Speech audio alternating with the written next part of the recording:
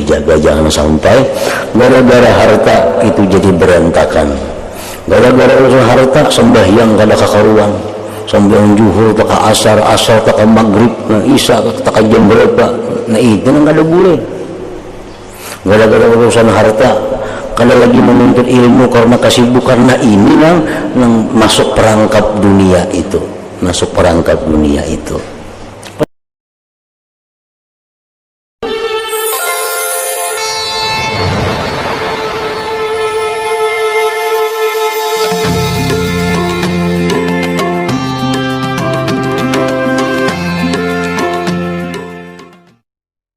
Ahli syair berkata dalam mensifatkan dunia dengan katanya,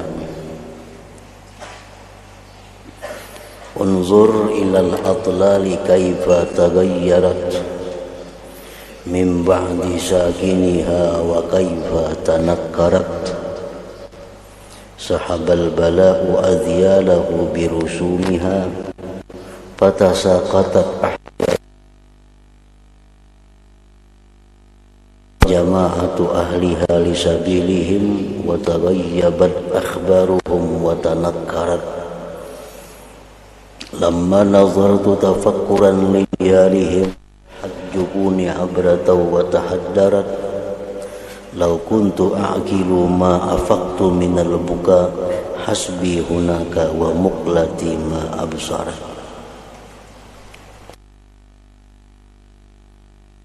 Penyair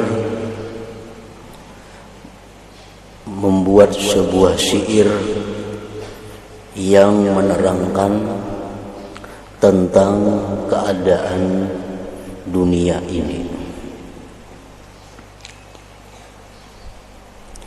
Cobalah engkau lihat pada reruntuhan rumah yang telah ditinggalkan oleh penghuninya. Betapa ia kelihatan gersang dan sudah tidak dipedulikan lagi. Nah, di tanah Arab sana banyak kampung-kampung yang dahulunya makmur,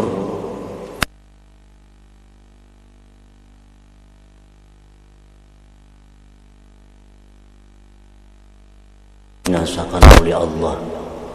Ada kaum Ad, ada kaum Samud. Nah, itu rumah-rumah mereka sampai sekarang masih ada di negara-negara seperti negara Yordania. Nah, di situ kalau dilihat banyak gedung-gedung yang dibuat dari batu yang dipahat dari gunung-gunung, dibikin rumah.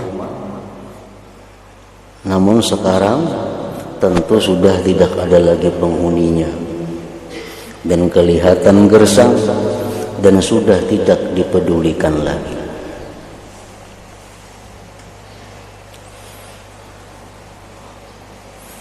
Artinya bahwa sesuatu yang ada di alam dunia ini, baik itu manusia, baik itu kampung, baik itu negeri, nah, pasti akan sampai kepada suatu masa kebinasaannya, sampai kepada satu masa kehancurannya. Sahabal bala adyalahu birusumiha fatasaqatat ahjaruha wa takassar. Semua sudah binasa dan hanya tinggal puing-puing bekasan saja lagi. Batu bataknya jatuh berselirak, berserakan artinya, dan berhamburan.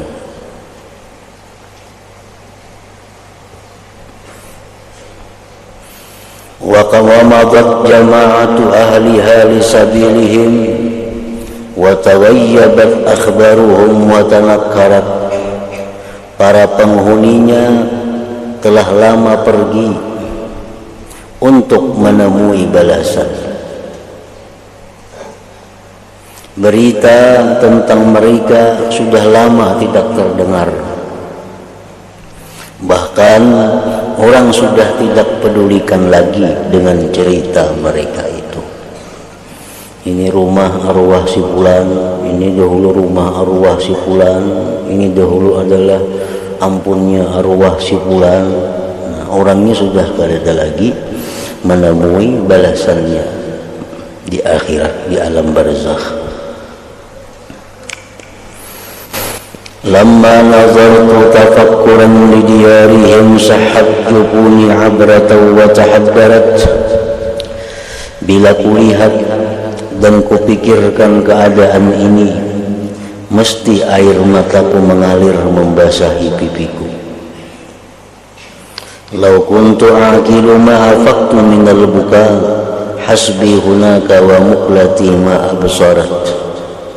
Seandainya aku benar-benar memiliki akal yang sempurna, sudah tentu aku akan terus menangis. Cukuplah keadaan itu memberi nasihat kepadaku. Cukuplah keadaan itu memberi nasihat kepadaku. Dan cukuplah mataku mengambil i'tibar dari apa yang sedang dilihatnya. Nah, makanya kita disuruh untuk ziarah kubur, disuruh mengantar jenazah. Itu mempunyai dua makna. Makna yang pertama adalah makna sosial, makna kepedulian kita, perhatian kita, disuruh kita mengantar jenazah, disuruh kita ziarah kubur. Nah, di balik itu ada makna lain lagi yang tersembunyi, bahwa kita disuruh i'tibar, disuruh itu jadi nasihat untuk kita, disuruh itu dijadikan mau'izah. Sebenarnya nasihat yang paling ampuh, nasihat yang paling tajam bagi orang-orang yang berakal itu adalah nasihat di mana kita melihat orang yang berada dalam sakaratul maut sampai dia mati, sampai dimandikan, disembahyangkan, diantar ke kubur. Nah, itu sebenarnya adalah nasihat yang paling menyentuh, nasihat yang paling ampuh bagi orang-orang yang berakal. Makanya ada istilah bahwa celakalah orang yang tidak tersentuh dengan melihat kematian.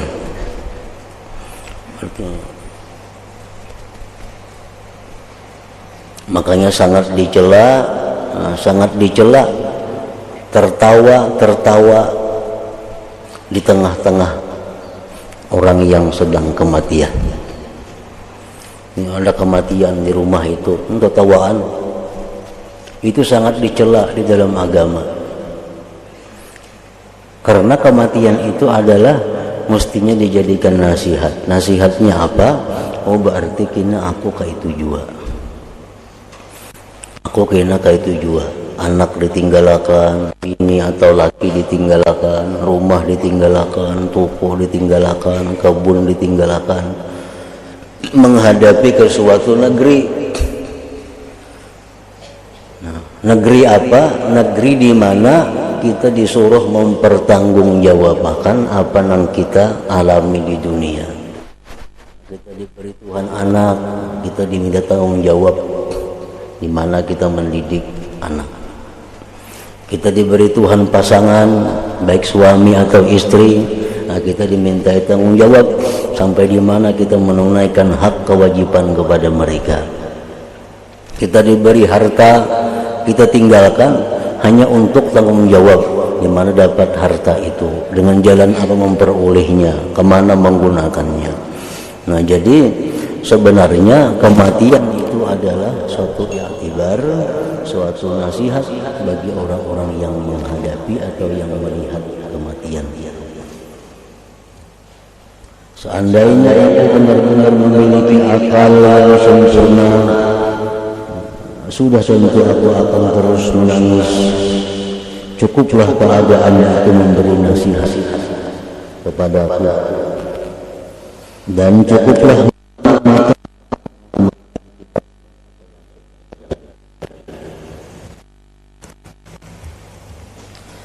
nasabat lana zakharika husnuha makram lana wa khabiratan ma fatarat wa hiya allati lam tahlu hatta ridaikin illa tazawwarat ta'muha wa tamarrarat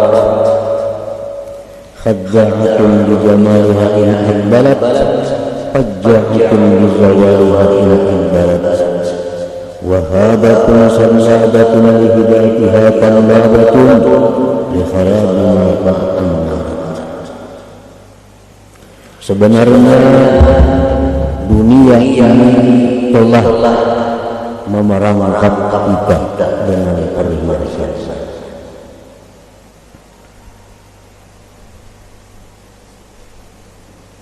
menjaga, mengikat.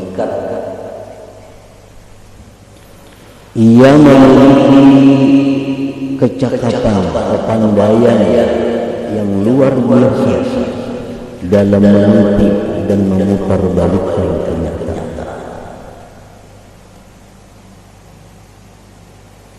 Bila ia pernah memberikan sedikit dunia itu kepada kita, kemanisan, kenikmatan kepada penggemarnya, pasti selepas itu ia akan memerangkapnya dengan kepahitan.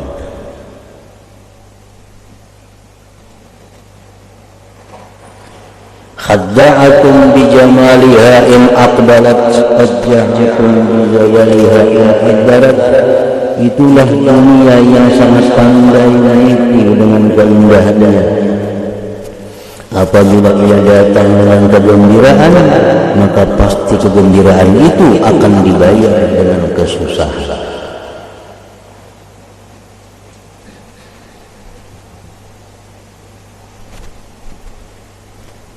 Dunia yang datang kepada kita itu sebenarnya adalah memerangkap kita, memperdaya kita. Dan keindahan itu apabila datang kepada kita mesti ada dibayar dengan pembayaran yang mahal berupa kesusahan.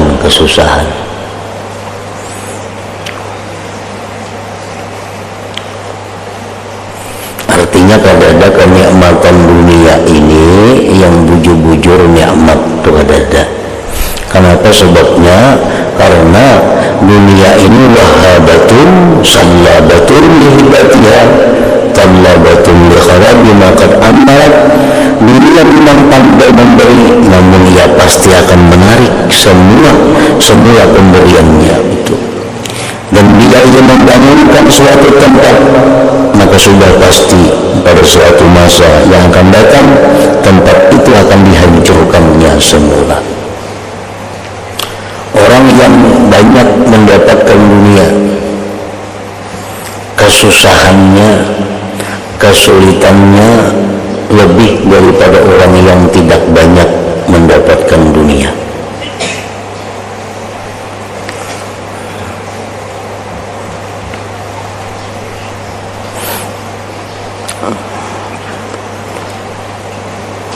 Orang misalnya di suatu kampung. Nah, di suatu kampung ini kada bisa apa-apa. Rumah mengontrak, sepeda motor menyewa, semuaan kada bisa apa-apa. Ada bisa sedikit, bisa benda, bisa harta sedikit. Nah, diam di kampung situ, bisa rumah kada ada, bisa harta benda kebun kada ada, bisa toko kada ada. Semuaan serba kadada. Lalu ujar orang, ikam hari ini mau kada mau harus pindah ke suatu tempat, dan kepindahan ikam itu mesti dengan tangan 10 kada boleh membawa apa-apa.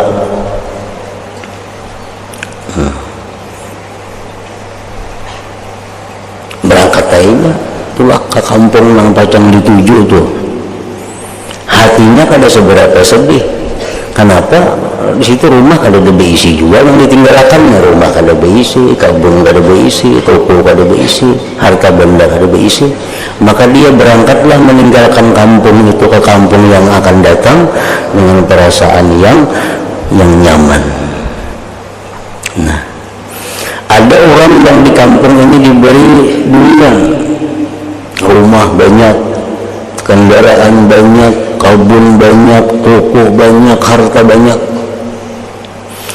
Lalu sampai satu saat orang itu harus pindah dari kampung ini, tinggalkan semua harta kamu dan kamu berangkat tangan 10 ke negeri sana. Nah, kita banding mana sedihnya antara dua orang ini. Yang pertama tadi dan yang kedua ini mana sakit hatinya. Nah, tentu susah yang kedua ini. Tentu yang kedua ini susah karena meninggalkan rumah banyak, kendaraan banyak, toko banyak, duit banyak, harta banyak. Sedangkan tempat yang dituju tempat mulai nol, tempat kita kada tahu apa di sana. Tentu ini sakit hati. Betul lambung kada hendak ini. Pindah ke sini, pindah ke sana, kada kawa. Tetap harus pindah. Maka itu orang-orang yang berduit banyak tuh, orang yang mencintai dunia nih, mencintai dunia, yang banyak berisi harta. Ujar orang mereka harus pindah ke sana kayaknya. Ini kan dah hakun. Nah, berubat ke sana, berubat ke sini, supaya jangan mati nih. Nah, berubat ke Jakarta, berubat ke luar negeri, kemana-mana yang berubat supaya kan hendak mati itu bang. Cuma kan kawa harus pindah. Nah, tentu orang ini meninggalkan tempat ini penuh dengan kesedihan, penuh dengan duka cita. Nah, jadi dunia ini wahabatun salabah, memberi tapi pasti mengambil pemberiannya. Dunia ini wahabah, memberi tapi mengambil. Yang paling bagus itu ini memberi, terima. Tapi sebelum mengambil unjukkan. Nah, itu paling nyaman sudah. Ini dunia ini datangan, kada kulit tua-tua, datangan ini terima aja. Cuma sebelum mengambil, salahkan berdulu. Nah, kita mengambil aku nabulik. Nah, itu paling nyaman sudah. Itu paling nyaman meninggalkan tempat ini. Yang susah itu rahatan masih hendak menikmati. Rahatan masih hendak berkendaraan diambil orang bakal kajutan, nggak sakit banget hati itu.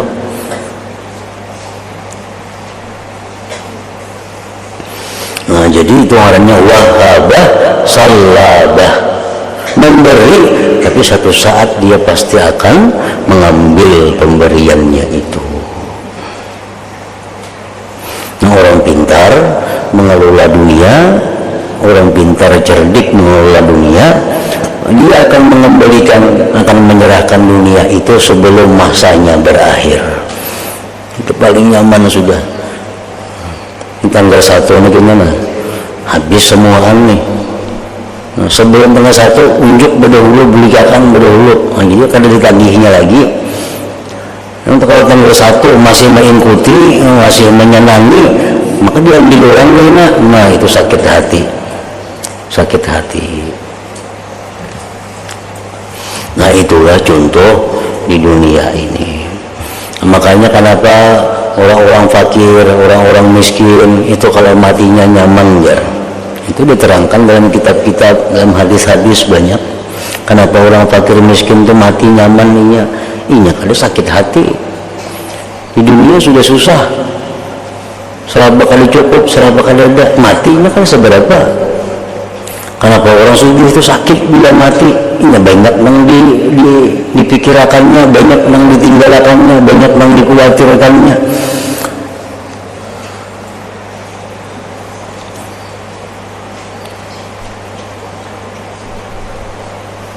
Nanjakannya orang yang kaya-kaya itu sebelum inya mati, sudah tua, sudah mundur daripada mengurusi dunia. Aku sudah umur 60, udah tua pada 60 ini sudah. Kalau perlu di bawah 60 ini sudah palak, sudah diambil orang dunia nih. Sudah mundur dari permainan dunia. Tinggal lagi menyempurnakan ada ini ampun si ano nyumbuljakan. Artinya harta ini sudah diwakapakan aja.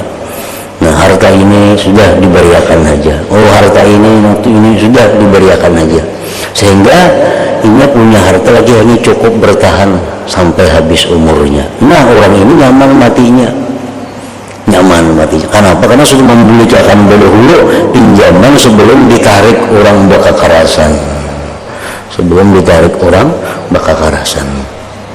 Lagi ada malah berhemat cari dunia, habis-habisan mau itu sudah umur 50, sudah umur lebih 50 itu sadang sudah masih simpul ini beriakan ini sagan itu seorang kada ada lagi, kada mengurusi lagi itu.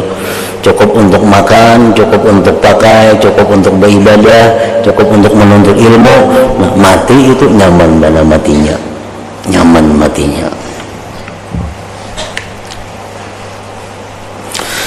Wa idza banat amran li sahibi sarwatin nasabat majaniqaha alaihi padamarat. Apabila dunia membangun sesuatu perkara bagi seseorang, maka pada masa yang sama sebenarnya ia telah memasangkan satu perangkap yang akan menghancurkannya pada suatu masa yang akan datang.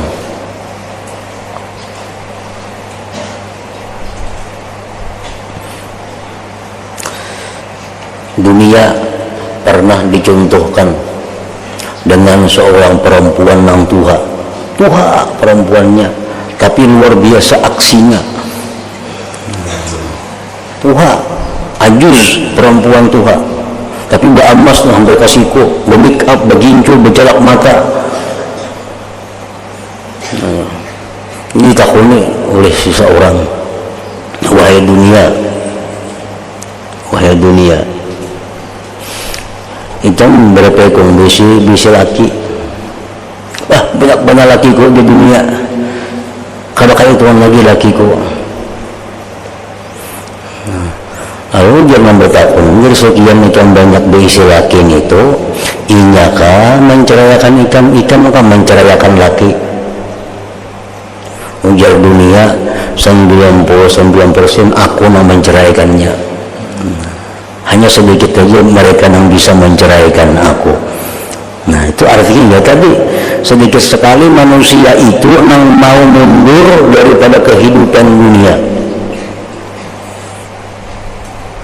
Kita ada melihat orang lah yang umur 60 sudah masih sibuk dengan urusan dunia, banyak orang.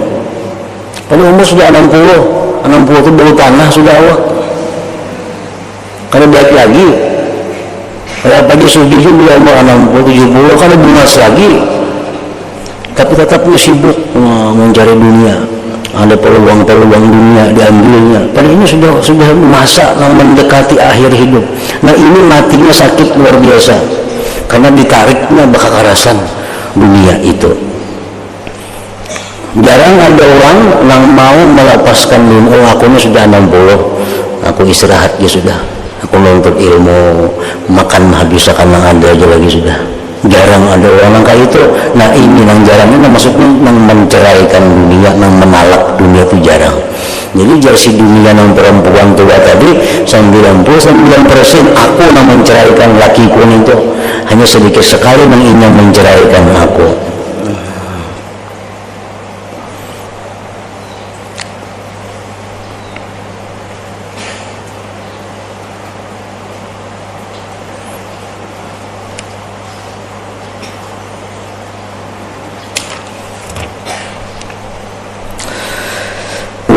التي لم تحلقت رجالكم إلا تغير طعمها وتمررت.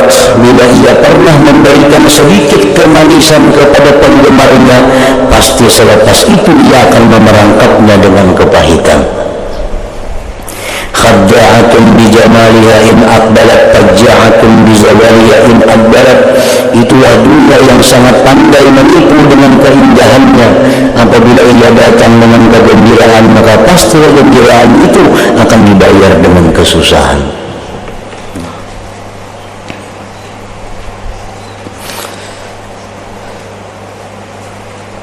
Wahabatun sallabatun lihibatiha tallabatun likharabin maqad amarat. Dunia memang pandai memberi, namun ia pasti akan menarik semua pemberian itu. Dan bila ia membangunkan sesuatu tempat, maka sudah pasti pada suatu masa yang akan datang tempat itu akan dihancurkannya semua. Wa idza banat amran bi sahibi sarwatin nasabat majanikaha alaihi fadammarat. Apabila dunia membangunkan suatu perkara bagi seseorang, maka pada masa yang sama sebenarnya ia telah memasangkan satu perangkap yang akan menghancurkannya pada suatu masa yang akan datang. Dan berkata pula seorang penyair ahli syair, wa may yahmadid dunya li 'aishin yasurruhu fasawfa la'amri an qalilin yarumuha. Siapa yang memuji dunia karena ia telah mendapat sedikit kegembiraan, maka pasti ia akan mencelaknya pada suatu masa yang akan datang karena satu kesedihan. Iza adbarat kanat 'alal mar'i hasratan wa iza aqbalat kanat kasiran humumuha.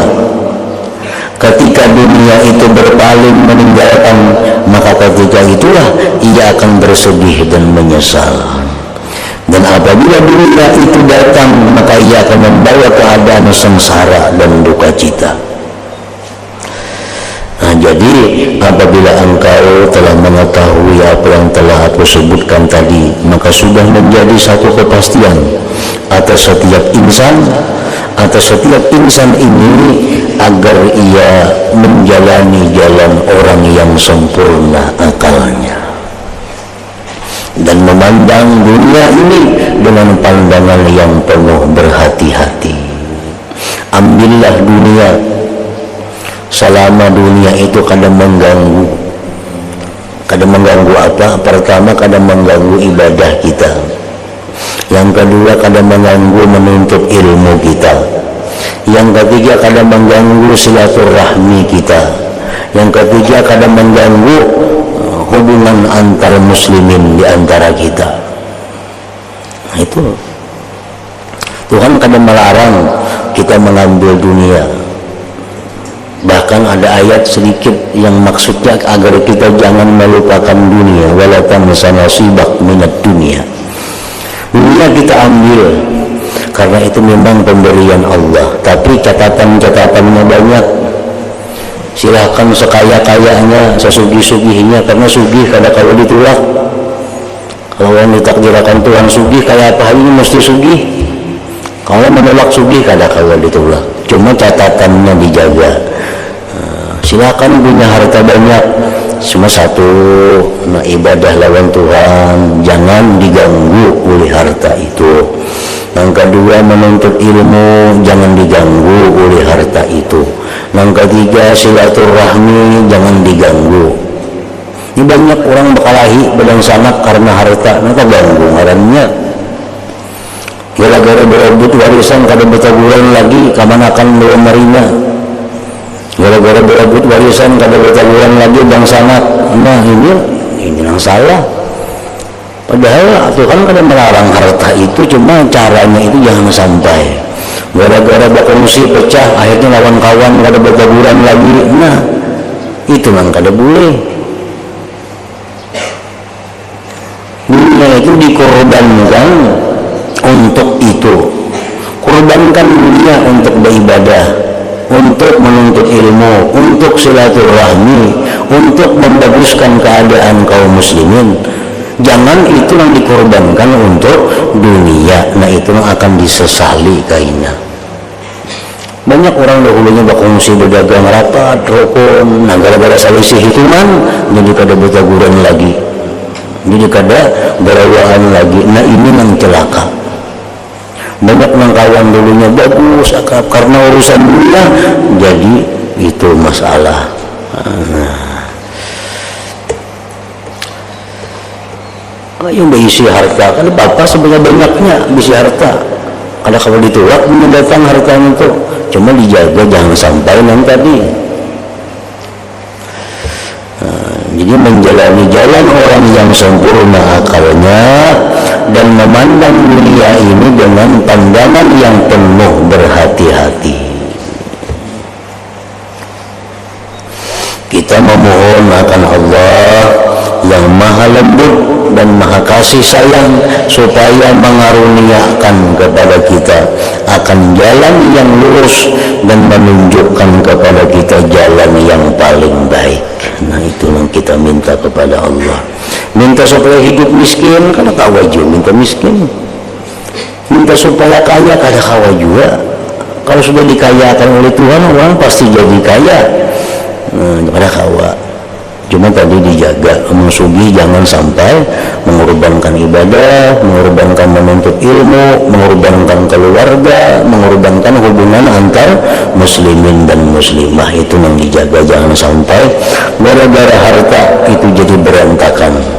Gara-gara urusan harta sembahyang kada kakaruan, sembahyang zuhur taka asar, asar taka maghrib, nah isya taka jam berapa, nah itu yang kada boleh. Gara-gara urusan harta kalau lagi menuntut ilmu karena kesibukan, nah ini yang masuk perangkap dunia itu, masuk perangkap dunia itu.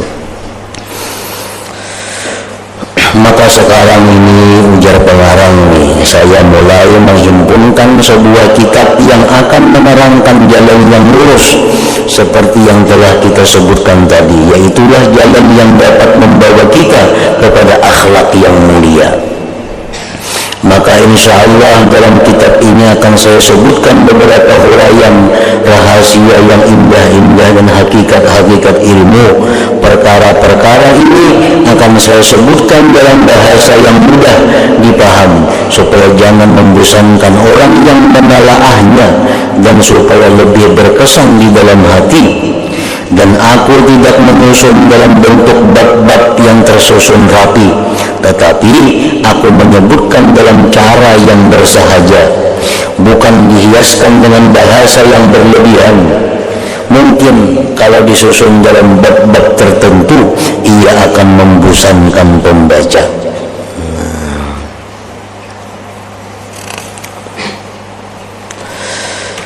Dalam kitab ini insyaallah akan saya sebutkan petikan-petikan daripada ayat-ayat Al-Qur'anul Karim dan hadis-hadis Rasulullah sallallahu alaihi wasallam dan juga perkataan ulama as-salaf yang laksana lampu yang bercahaya, dan juga saya sebutkan beberapa petikan yang terpilih dari hikayat orang-orang yang saleh, kisah-kisah manaqib orang saleh dan syair-syair yang banyak mengandung makna kezuhudan.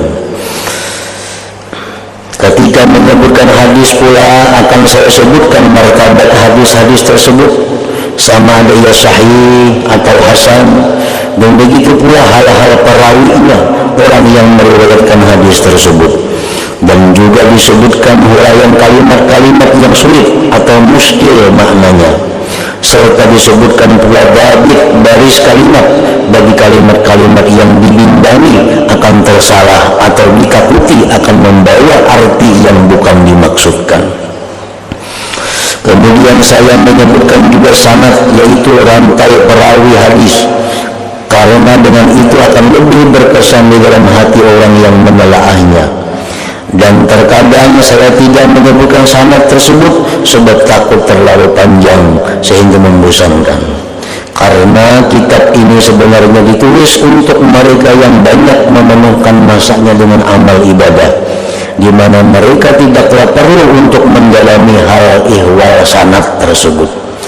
Bahkan mereka merasa berat dengan sebutan sanad tersebut karena ia dapat memayahkan dan membosankan. Dan kebanyakan sanad-sanad yang saya sebutkan itu alhamdulillah adalah daripada sanad-sanad yang masyhur, yang telah dikenali dalam kitab-kitab yang mu'tabar, yang banyak dibaca dan dimutalaah oleh orang ramai.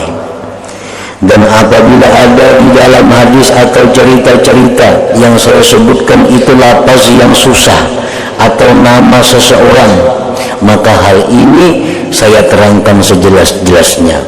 Jadi apa-apa yang perlu disyarahkan maka saya syarahkan dengan sempurna, dan apa-apa yang ada kemungkinan orang tersalah paham maka saya huraikan akan maknanya.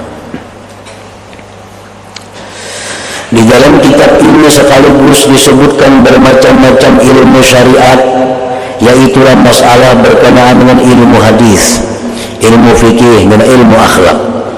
Dan juga disebutkan beberapa masalah fiqhiyah yang menjadi kesamaran bagi orang ramai. Begitu pula disebutkan masalah-masalah ilmu tauhid dan beberapa kaidah yang indah-indah, dan masalah yang ganjil-ganjil yang sangat banyak, yang sangat baik disebutkan dan baik pula didadahkan di dalam majlis orang ramai. Serta disebutkan pula ilmu yang berkenaan dengan hal ihwal hati, penyakit hati dan obatnya. Dan terkadang ada masalah-masalah yang hanya saya sebutkan ringkasannya saja, atau saya tunjukkan tempat uraian yang lebih lanjut yang ada dalam kitab yang telah dikarang oleh para ulama.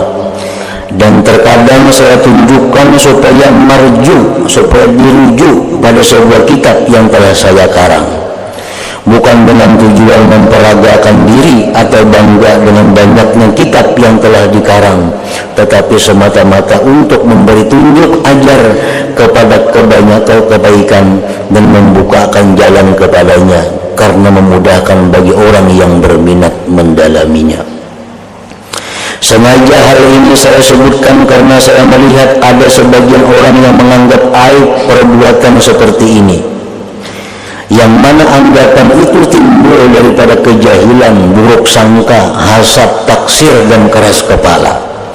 Maka saya merasakan perlu untuk menerangkan hal ini kepada para pembaca sekalian, supaya suci batin mereka daripada prasangka yang jahat dan sifat suka mencela kepada orang lain. Aku memohon akan Allah yang Maha Mulia, semoga Ia senantiasa memberi taufik kepadaku untuk membaikkan niat dan menolongku untuk melaksanakan segala ketaatan dan memudahkannya, dan semoga Ia senantiasa memberi hidayah yang berterus sehingga sampai ke akhir hayat. Dan aku memohon akan seperti yang demikian itu bagi hamba-hamba yang mencintai Allah dan mencintaiku karena Allah Ta'ala, dan bagi sekalian muslimin dan muslimat. Dan aku juga memohon semoga Allah Ta'ala menghimpunkan antara kami dan mereka sekalian di dalam surga di tempat yang tinggi, dan semoga kita semua mendapat ridha Allah Ta'ala dan mendapat segala macam kebaikan. Hanya dengan Allah aku berpegang teguh, dan hanya dengannya aku meminta tolong, dan ke atasnya aku bertawakal, dan tiada ada daya dan upaya kecuali hanya dengan pertolongan Allah yang Maha Tinggi lagi yang Maha Agung. Allah saja yang dapat menunjuki kita. Allah itulah sebaik tempat kita berserah diri.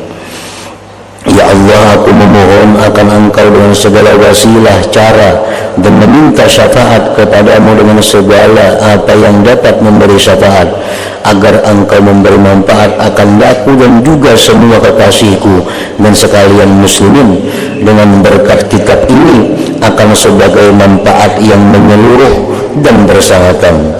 Wahai Tuhan yang tidak melemahkan akan dia oleh sesuatu, dan tidak ada sesuatu yang menjadi kepayahan atasnya.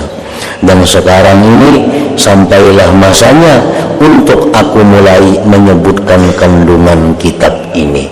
Nah, bab pertama pada menyatakan ikhlas dan menghadirkan niat pada sekalian amalan yang zahir dan batin. Ila hadratin Nabi sallallahu alaihi wasallam. Al-Fatihah.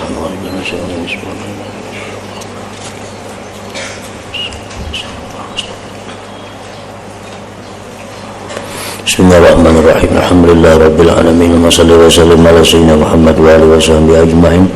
Allahumma ja'al jam'ana hadha jam'an maghfura wa tafarruqana min ba'di tafarruqan ma'suma.